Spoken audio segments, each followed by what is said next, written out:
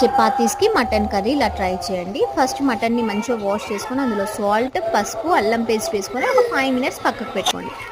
5 minutes తర్వాత ఒక glass water వేసుకొని 50% కుక్ చేయండి. కుక్ చేసిన తర్వాత కడాయిలో 2 స్పూన్స్ ఆయిల్ వేసుకొని 1 స్పూన్ జీలకర్ర వేసుకొని సన్నగా కట్ చేసుకున్న ఆనియన్స్, పచ్చిమిర్చి, కరివేపాకు వేసుకొని వేగనివ్వండి. వేగిన తర్వాత కొంచెం అంత అల్లం పేస్ట్ వేసుకొని అల్లం స్మెల్ పోయేంత వరకు కలుపుకోండి. మనం 50% బాయిల్ చేసుకున్న మటన్ అనేది ఇందులో వేసుకొని మళ్ళీ మంచిగా కలిపేసుకోవాలి. దానిలో 3 స్పూన్స్ కారం, ధనియాల పొడి, గరం మసాలా వేసుకొని మళ్ళీ ఒక 5 మినిట్స్ కుక్ చేసుకోండి.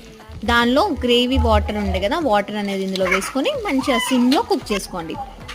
గ్రేవీ ఎక్కువ కావాలి అనుకుంటే కోకోనట్ పౌడర్ యూజ్ చేసుకోవచ్చు, కానీ చపాతీలోకి ఇలానే బాగుంటుంది. ట్రై చేయండి. వీడియో నచ్చితే లైక్ చేయండి, షేర్ చేయండి, కామెంట్ చేయండి.